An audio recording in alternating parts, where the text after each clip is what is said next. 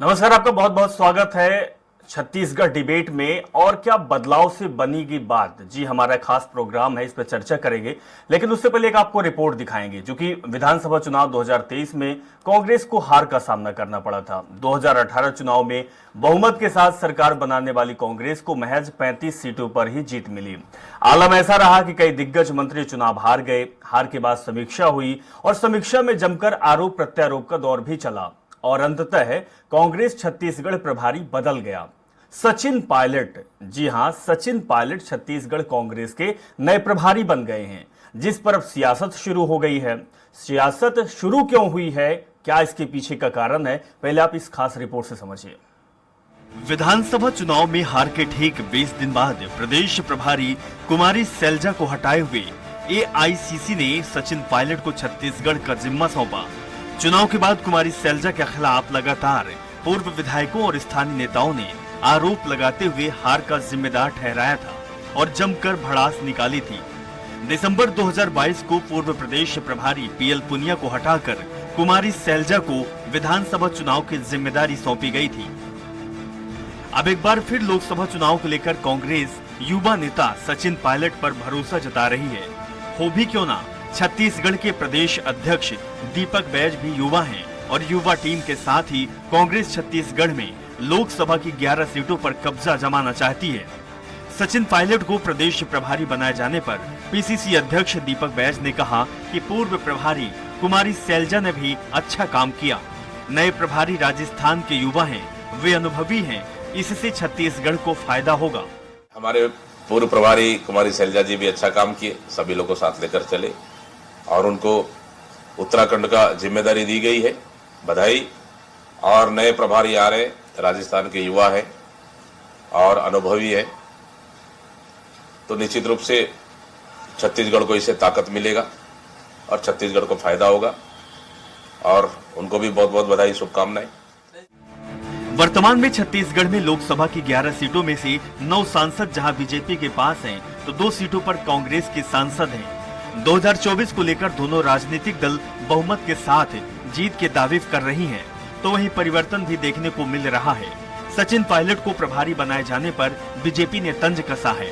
उप मुख्यमंत्री अरुण साव ने कहा कि धीरे धीरे प्रदेश में कांग्रेस अप्रासंगिक हो रही है। मोदी विरोध के उत्साह में देश का विरोध करने में विपक्षी दल नहीं चूक रहे हैं। विपक्ष देश के हितों को विपरीत काम कर रहे हैं। लोकसभा चुनाव में जनता कड़ी सबक सिखाने वाली है। नरेंद्र मोदी एक बार फिर प्रधानमंत्री बनेंगे। आज कांग्रेस में भगदड़ की स्थिति है। प्रभारी बदलने से कोई लाभ नहीं होगा। छत्तीसगढ़ की 11 लोकसभा सीटें बीजेपी जीतेगी। तो वहीं कैबिनेट मंत्री बृजमोहन अग्रवाल ने कहा कि कांग्रेस को फिर से हाशिए पर ले जाएंगे। पायलट कब डुबो देगा और कब उड़ा देगा, इसका कोई भरोसा नहीं। पहले राजस्थान में नैया डुबो दी और अब यहाँ डुबोने भेजा गया है। फिर भी जिस प्रकार से आज कांग्रेस में भगदड़ की स्थिति है, जूतम पैजार हो रहा है, प्रभारी बदलने से भी कोई लाभ नहीं होगा। आने वाले लोकसभा चुनाव में छत्तीसगढ़ में 11 की 11 सीटें भारतीय जनता पार्टी जीतेगी। अब वो कांग्रेस को फिर से हाशिए पर ले जाएंगे और पायलट कब डुबो देगा और कब उड़ा देगा, इसका कोई भरोसा नहीं। युवाओं की नई टीम के साथ दोनों ही राजनीतिक दल 2024 के रण में उतरने की तैयारी में हैं। बीजेपी का जहां विधानसभा चुनाव में मिली बड़ी जीत के कारण आत्मविश्वास बढ़ा हुआ है, तो वहीं कांग्रेस आपसी गुटबाजी और विरोध के चलते एक बार फिर बैकफुट पर है। अब देखना ये होगा कि इस फैसले का कितना फायदा कांग्रेस को मिलता है। रायपुर से स्वराज एक्सप्रेस के लिए हेमंत शर्मा की रिपोर्ट। तो छत्तीसगढ़ में कांग्रेस पार्टी के अंदर लगातार बदलावों का सिलसिला जारी है। पायलट को कमान दी गई है, प्रभारी बनाया गया है। अब पायलट कितना पार लगा पाते हैं छत्तीसगढ़ की, वो आने वाला समय जरूर बताएगा। इसी विषय पर बात करेंगे और बात करने के साथ हमारे साथ पैनल मौजूद है। बीजेपी प्रवक्ता सुनील चौधरी जी मौजूद हैं। सुनील जी, आपका बहुत बहुत स्वागत है। और कांग्रेस प्रवक्ता रुपेश दुबे जी भी हमारे साथ जुड़ गए हैं। रुपेश जी, आपका भी बहुत बहुत स्वागत है। रुपेश जी, सबसे पहले हम आप ही के पास आएंगे। रुपेश जी, छत्तीसगढ़ को जो ये नैया है पार लगाने के लिए नाविक चाहिए था, हाईकमान ने पायलट को दे दिया। क्या लगता है कि पायलट हवाई निकलेंगे या तो फिर पार लगा देंगे आप लोगों को?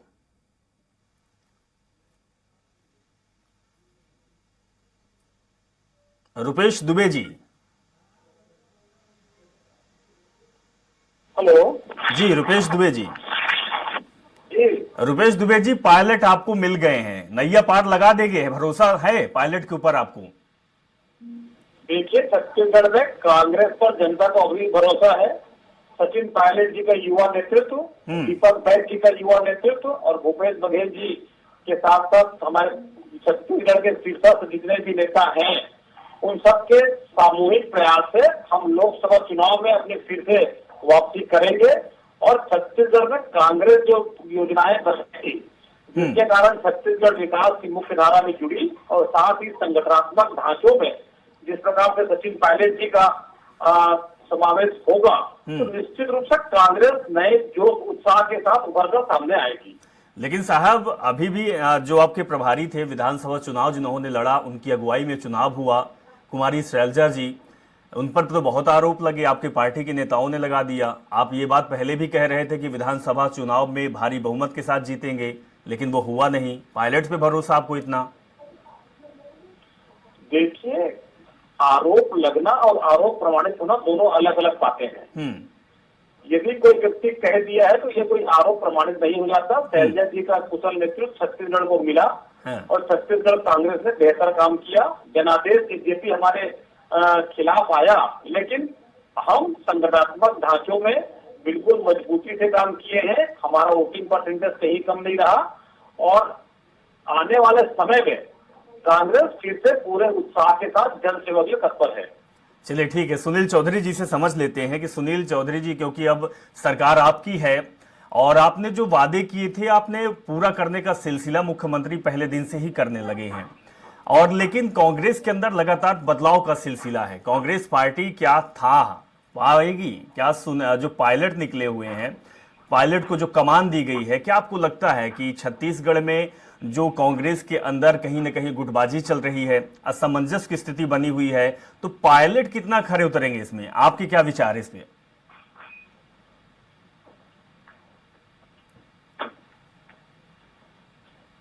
पुरुष श्रद्धेय पूर्व प्रधानमंत्री भारत रत्न पंडित अटल बिहारी वाजपेयी जी की जन्म जयंती है। मैं अपना श्रद्धा सुमन अर्पित करता हूं छत्तीसगढ़ की सभी जनता की ओर से और हमारी पार्टी के परिवार की ओर से मैं श्रद्धा सुमन अर्पित करता हूं।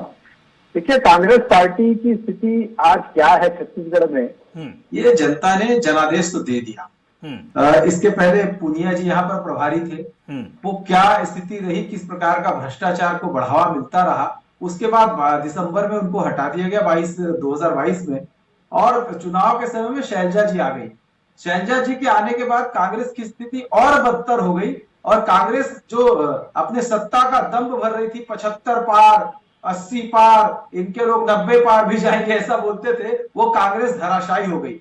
अब उसके बाद ये लेकर के आ गए हैं किनको, अब पायलट जी को लेकर के आ गए हैं, अपने सचिन पायलट जी आ गए हैं नए प्रभारी के रूप में। खैर ये इनका अंदरूनी मामला है, संगठनात्मक रूप से किसी की नियुक्ति करें। लेकिन इतिहास यदि आप देखें तो राजस्थान में किस प्रकार का द्वंद्व चल रहा था, छत्तीसगढ़ में जहां पर भूपेश बघेल जी और टीएस सिंहदेव जी का द्वंद्व था, वही स्थिति राजस्थान में थी। यहां पर प्रभारी बनने के बाद आज राजस्थान में विरोध किया जा रहा है कि सचिन पायलट जी को छत्तीसगढ़ ना भेजा जाए, उनको राजस्थान में ही रखा जाए। तो स्थिति तो यह है कि उनका खुद का मन है कि नहीं है, मन से काम करेंगे बेमन से, क्योंकि कांग्रेस में तो छत्तीसगढ़ में भी भगदड़ की स्थिति है।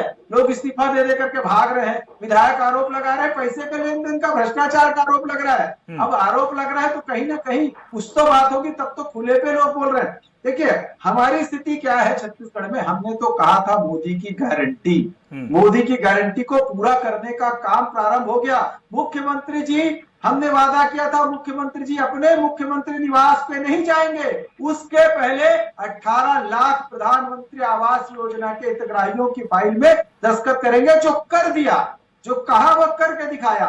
दूसरा हम ये कह रहे थे कि हम 2 साल का बचा हुआ बोनस जो है वो देंगे, और आज सुशासन दिवस पर देने का हमने जो घोषणा की थी, हमने गारंटी दी थी, आज वो भी हमने दे दिया। हमने कहा था 21 कुंटल धान जो है वो खरीदी करेंगे। तो इस सत्र में जो भी किसान भाई हमारे धान बेच रहे हैं, उनसे हम 21 कुंटल प्रति एकड़ और 3100 रुपए के मूल्य से खरीदने वाले हैं। तो भारतीय जनता पार्टी जो बात कहते आई है, जो गारंटी देते आई है, जो मोदी की गारंटी पर जनता ने जनादेश दिया है, उस जनादेश को हमने सिरोधार्य करते हुए और जो जो बातें हमने कही है उस ओर हम द्रुत गति से आगे बढ़ रहे हैं। छत्तीसगढ़ का विकास अवरुद्ध था, अभी देखिएगा विकास किस गति से बढ़ेगा। और ये लोकसभा की बात करते हैं, लोकसभा में इनको तो खोजे प्रत्याशी नहीं मिलेगा इस बार। छत्तीसगढ़ की जनता ने तय कर रखा है, इस बार 11 के 11 हमारे सांसद जो है वो भारतीय जनता पार्टी के होंगे। क्लीन स्वीप होने वाली है। ठीक है सुनील जी, ठीक है सुनील जी। हालांकि आप इसीलिए जब से आपकी सरकार बनी है तो लगातार आप तैयारी भी कर रहे हैं लोकसभा चुनाव की। दुबे जी, आपसे थोड़ा समझना चाहूंगा कि जिस तरीके से छत्तीसगढ़ में भारतीय जनता पार्टी को बहुमत मिली, सरकार बने और एक जो लंबे समय से एक चेहरे की मांग थी कि कोई आदिवासी सीएम हो, उसमें भी दांव खेल दिया, आदिवासी सीएम बन गए हैं। भारतीय जनता पार्टी ने एक बड़ा नाम घोषित कर दिया विष्णुदेव साय का। उसके बाद विष्णुदेव साय जब से सीएम बने उसके अगले ही दिन से काम चालू कर दिया। जो उन्होंने वादे किए थे, उनका कहना भी था कि जो हमने वादा किया है गारंटी है, पूरा करेंगे। अब सवाल यह है कि 2 सीट आपके पास लोकसभा से है। अब आगे के जो चुनाव होंगे 2024 के, बहुत कम समय बाकी है, मुझे लगता है कि 5 या 6 महीने में चुनाव हो जाएगा। आपको क्या लगता है कि किन उपलब्धियों को लेकर आप जनता के पास जाएंगे? क्या भरोसा दिलाएंगे? क्या आपकी रीति नीति रहेगी? आखिर जब लोगों के पास जाएंगे, नेता आप चुनेंगे, जनसभा आप करेंगे, तो रखेंगे क्या कि हम क्या देंगे आपको? देखिए, छत्तीसगढ़ में कांग्रेस ने जिस प्रकार से कार्य किया उसका आम जनता को भी भान है कि उन्होंने किस प्रकार से किसानों के लिए काम किया था, किसान की खेती का रकबा बढ़ा था। और देखेंगे अभी सुशासन में अभी सुशासन की बात कर रहे हैं। ये देखिए, द्वारा पहले ही घोषणा पत्र में जिस प्रकार से इन्होंने मोदी की गारंटी की बात करी थी, वो मोदी की गारंटी अभी फेल होने की स्थिति में है। 3100 रुपया का नगद राशि किसानों को दिए जाने की बात की है। कहाँ काउंटर खोले, एक भी ग्राम पंचायत बना दे जहाँ एक पुष्ट राशि और तत्काल किसानों का धान बेचने के बाद उसे तत्काल कहाँ किस स्थान पर पैसा मिलेगा, इनके द्वारा काउंटर खोलने का कोई प्रयास नहीं किया गया है। 18 लाख आवास की बात करते हैं। 18 लाख आवास का मामला आने वाले दिनों में इनका बोगस साबित होगा। पहले ही 2015 दुबे जी जिस तरीके से मुस्कान सुनील जी भर रहे हैं, उससे साफ होता है कि आवास में भी उन्होंने, क्योंकि पहली बार बोला था कि प्रधानमंत्री आवास के लिए सीएम को भेजा है, तो आवास योजना तो मिलेगी लोगों को, और पहले दिन से बोल दिया है कि हम इसमें साइन कर दिए हैं, साइन कर भी दिया है। अब दुबे जी, आपसे जो सवाल था शायद आपने जवाब दिया नहीं कि लोकसभा चुनाव में आपकी क्या तैयारी रहेगी, आप जनता के बीच क्या लेकर जाएंगे, किन उपलब्धियों को गिनाएंगे? क्योंकि आपने जो 5 साल काम किया है, जो आपकी उपलब्धि थी, उसका नतीजा विधानसभा चुनाव में मिल गया है, उसका रिजल्ट सामने आ गया है। लोकसभा की क्या तैयारी आपकी रहेगी साहब? देखिए, लोकसभा स्तर पर देश के जो मुद्दे हैं, जिस प्रकार से राहुल गांधी जी ने भारत जोड़ो यात्रा प्रारंभ किया, उसका अच्छा प्रतिसाद देश में मिला। और निश्चित रूप से भाजपा के जो जुमले वादे जितने भी रहे हैं, चाहे 2 करोड़ लोगों को रोजगार देने की बात रही हो, 2022 तक किसानों को आय दुगना करने की बात की हो, या 15 लाख प्रत्येक व्यक्ति के खाते में आने की बात, तमाम ऐसे मामले हैं जिसमें केंद्र सरकार पूरी तरह से विफल रही है। नोटबंदी का मामला रहा है, ये तमाम जो मामले हैं, महंगाई का मामला है, बेरोजगारी का मामला है, जिस प्रकार से आज देश में महंगाई बढ़ी हुई है जिससे आम जनता त्रस्त है, ये तमाम मामले हैं। और उसके बाद जो IND के इंडिया गठबंधन है, उनमें जिस प्रकार से मुद्दे आएंगे और उसके लिए भाजपा के खिलाफ जो जन आंदोलन खड़े करने की बात होगी, या भाजपा में जो असफलता की जो बातें हैं, उन सब बातों को लेकर हम जनता के बीच जाएंगे और निश्चित रूप से जनता उसमें आत्मसात करेगी। और भाजपा से जो जुमले वादे रहे हैं, झूठ फरेब रही है, उनको उखाड़ फेंकने के साथ साथ कांग्रेस और इंडिया गठबंधन की सरकार देश में फिर से बनेगी और महंगाई से जनता को राहत मिलेगी, बेरोजगारी से जनता को राहत मिलेगी। और जनता को किस प्रकार से राहत दे, ये भाजपा सरकार को हटाने के बाद ही तय हो पाएगा। अच्छा, तो आपको लगता है कि भाजपा सरकार आपका जो इंडिया गठबंधन है उसके सहारे हट जाएगी?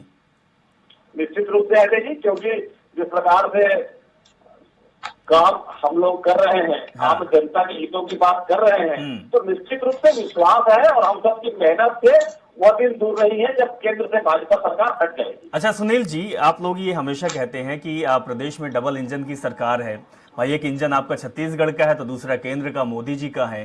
क्या लगता है कि जो इंडिया गठबंधन है वो आप पर भारी पड़ेगा? कहीं मजबूती दिखती है आपको, समझ में आ रहा है? देखिए, इनका जो इंडी गठबंधन है वो एक दूसरे पर ही भारी पड़ रहे हैं। ये वहां पर तो एक साथ रहने की बात करते हैं और आप देखे होंगे कि चुनाव में ये एक दूसरे के खिलाफ लड़ाई लड़ते हैं, एक दूसरे के खिलाफ जो है लगातार ये बोलते रहते हैं, जहर उगलते हैं, ऐसा ही बोलिए। और अभी कह रहे थे कांग्रेस के प्रवक्ता रुपेश भाई, अभी रुपेश भाई लोग के पास कुछ बोलने के लिए बचा नहीं है, इसलिए वो क्या बोले उनको समझ नहीं आता है। छत्तीसगढ़ की जनता ने ऐसा जनादेश दे दिया, जब 68 थे तो जब आपके पास 68 सीट थी तो 2 ही जीते थे। अब तो आपकी सरकार भी नहीं है और देश मोदी जी पर भरोसा कर रहा है। देश को याद है ना कि आपके सांसद जिस दिन भगवान श्री राम जी के मंदिर का शिलान्यास हो रहा था तो काले कपड़े पहन करके संसद में गए थे। वो तस्वीरें, वो वीडियो आज भी लोगों के दिमाग में है, चेहन में है, वो लोग देख रहे हैं। और मैं आपको बताना चाहता हूँ, गरीबों के लिए आवाज देने वाली मोदी जी की सरकार है और प्रधानमंत्री गरीब अन्न कल्याण योजना में जो है 80 करोड़ लोगों को निःशुल्क राशन दिया कोरोना काल। इसमें आप लोगों ने छत्तीसगढ़ में भ्रष्टाचार कर दिया, 3 करोड़ परिवार को पक्का कर दिया है मोदी सरकार ने। और मैं आपको बताऊं, 11.8 करोड़ घरों में पहुंचा है नल जल और 100% घरों में पहुंचाने का काम मोदी जी की सरकार ने किया है। जनधन खाते गरीबों के खोले हैं। बीमा योजना, आपको याद होगा कितना कठिन होता था बीमा, 1 रुपए में बीमा करवा करके दिया है तो मोदी जी की सरकार ने दिया है। महिला बहनों के लिए वो भी बड़ा एक काम करने वाले हैं। आप शौचालय की बात करते हैं, सोचिए इज्जत घर कहा जाता है उसको, तो छोटी से लेकर के बड़ी योजना आप देखेंगे। विश्व में हम अर्थव्यवस्था कौन से नंबर पर पहुंच गए भाई साहब, आपको पता है कि नहीं है? तो भारतीय जनता पार्टी और मोदी जी की सरकार ने देश के लिए जो किया है, आज आतंकवादी जो है वो देश में इधर कुछ घटनाएं नहीं कर पाते, नहीं तो पहले इधर नहीं सुनील चौधरी जी, घटनाएं सुनील चौधरी जी, देश में घटनाएं अभी भी हो रही है। 3 दिन पहले की खबर है, हमारे 5 जवान शहीद हुए हैं और जिस दिन से आपकी सरकार बनी है लगातार छत्तीसगढ़ में नक्सली अटैक हो रहे हैं और हमारे जवान और पुलिस के जवान शहीद हो रहे हैं। क्या इस पर रोकथाम लगेगी? सरकार काम करेगी? बिल्कुल। देखिए, नक्सलियों का साठगांठ किसके साथ था? हम लड़ाई लड़ते हैं तो घटनाएं घटती हैं, लेकिन जो उनसे गले मिल करके और उनके साथ मिल करके काम करते हैं तो घटनाएं कहां से घटनी है? वो तो कहते थे भैया कि ये छत्तीसगढ़ की सरकार कोई वादा करके आई है वो पूरा नहीं कर रही है। तो कौन सा वादा, कौन सी उनके साथ में कौन सा गठबंधन था? हम लड़ाई लड़ रहे हैं, नक्सलवाद को समाप्त करेंगे, आतंकवाद को भी देश से उखाड़ फेंका है, आतंकवादियों के हौसले पस्त की है मोदी जी की सरकार ने। और माननीय अमित शाह जी आए थे छत्तीसगढ़ में सीआरपीएफ के कैंप पे, नक्सलियों की मांद में आकर के रहे हैं, एक रात गुजार करके गए हैं। ये सुरक्षा बलों का हौसला बढ़ता है, बस्तर के हमारे आदिवासी भाई बहनों का, छत्तीसगढ़ के नागरिकों का भी हौसला बढ़ाने का काम कोई करता है तो मोदी जी की सरकार करती है। और ये किस मुंह से बात करते हैं? याद है इनके समय में कैसे गर्दन काट करके फुटबॉल खेलते थे, कश्मीर के अंदर में क्या हालत था, पाकिस्तान आ जाता था। नहीं सुनील चौधरी जी, मुद्दा आपने ही उठाया, लेकिन ये बहुत बड़ी छत्तीसगढ़ के लिए बहुत बड़ी समस्या है नक्सलवाद की। सुनील जी, क्योंकि वहां के जो आम लोग हैं, आदिवासी लोग हैं, जो जंगल में जो लोग रहते हैं, जिनका गांव और घर है, वो चैन की नींद नहीं सोते हैं। उनको पता नहीं कि कब नक्सली हमला हो जाए, कब आईडी ब्लास्ट हो जाए, कब उनकी जान चली जाए। ये बहुत बड़ी समस्या है सुनील चौधरी जी। केवल भाषणबाजी या आरोप प्रत्यारोप से नहीं, इस पर आपको काम करना चाहिए, क्योंकि लोगों की उम्मीदें आपसे जुड़ी है, तभी इतने सारे मतों से बहुमत के साथ आपकी सरकार बनी है।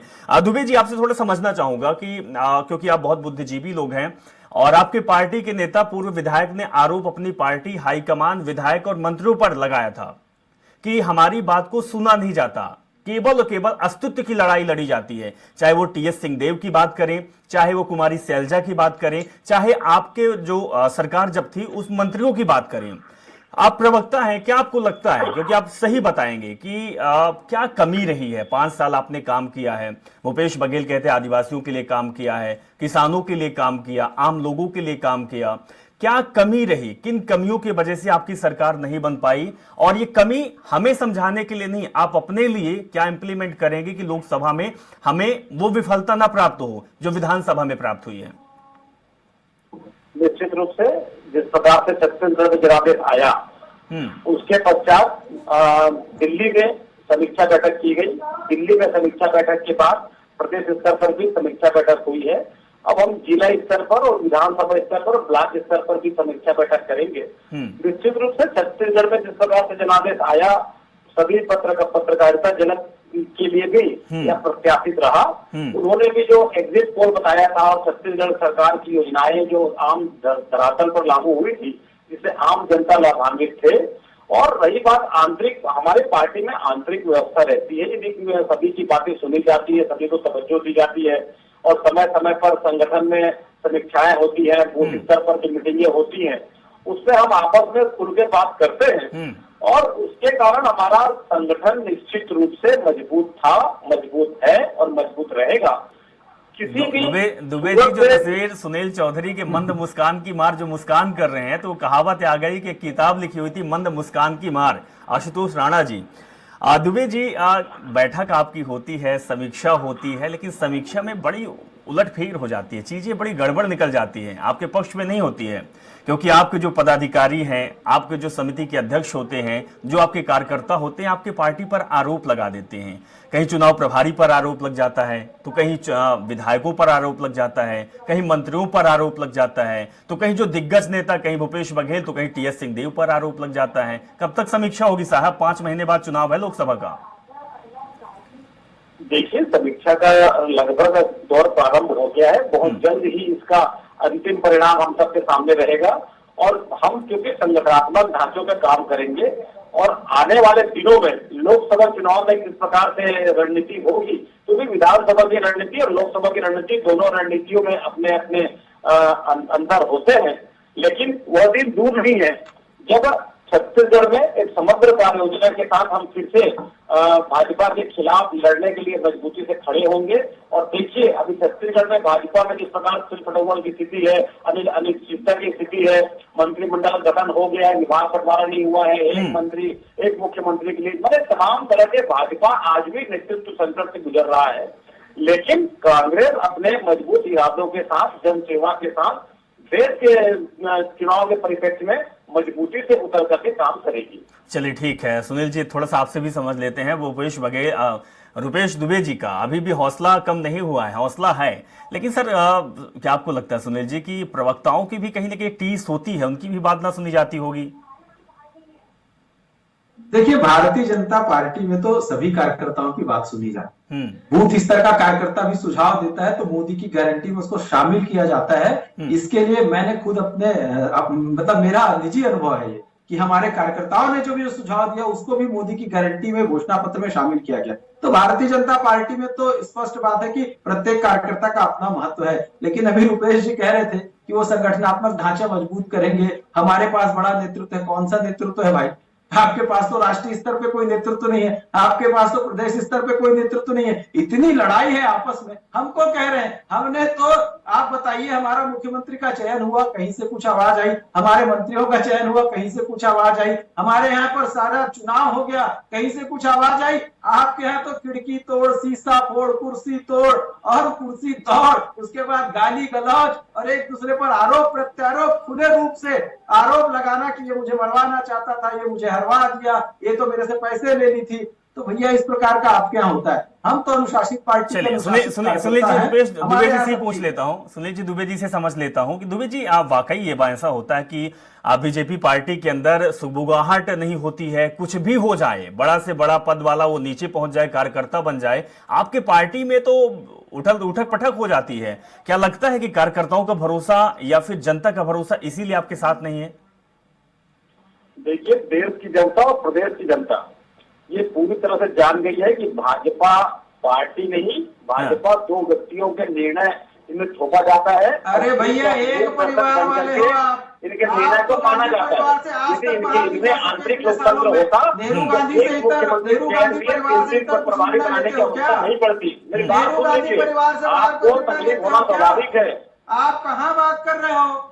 यहाँ पर भी स्थिति वही है। चलिए ठीक है सुनील जी और रुपेश दुबे जी, तो कहीं ना कहीं आप दोनों की जो राय निकलती है तो यही बात सामने आती है जो आपने संवाद किया कि अब 2024 की लोकसभा की चुनाव की तैयारी हम कर रहे हैं। हालांकि कांग्रेस पार्टी भी कहीं ना कहीं हौसला कम नहीं हुआ है, आगे का जो हो गया बीत गया वो बात गई, लेकिन आगे वो लड़ेंगे। लेकिन सुनील जी सजग आपको भी रहना पड़ेगा, क्योंकि जो आपने वादे किए हैं, जो आप काम कर रहे हैं, जो आपने गारंटी दी है, तो कांग्रेस छोड़ने वाले नहीं है। अब तो कर्णधार भी उनको मिल गए हैं पायलट के रूप में। बहुत बहुत शुक्रिया चौधरी जी, आप हमारे साथ जुड़े, और दुबे जी आप भी हमारे साथ जुड़े, आपने समय दिया।